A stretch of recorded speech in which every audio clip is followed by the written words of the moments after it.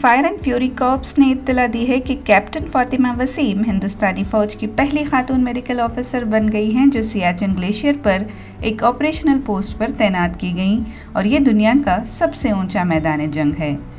शिमाली हिमालय में वाक़िया सियाचिन में सख्त आबो हवा और चैलेंजिंग लैंडस्केप है। कैप्टन फातिमा वसीम लद्दाख के मरकज़ी इलाके में सियाचिन ग्लेशियर पर तैनात होने वाली दूसरी मेडिकल ऑफिसर हैं। इस माह के शुरू में कैप्टन गीतिका कौल सियाचिन में तैनात होने वाली पहली खातून मेडिकल ऑफिसर हैं।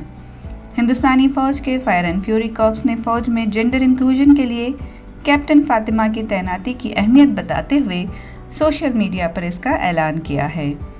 फायर एंड फ्यूरी कॉर्प्स ने एक्स पर एक पोस्ट में कहा कि सियाचिन जंगजुओं की कैप्टन फातिमा वसीम ने सियाचिन ग्लेशियर पर ऑपरेशनल पोस्ट पर तैनात होने वाली पहली खातून मेडिकल ऑफिसर बनकर तारीख रकम की है।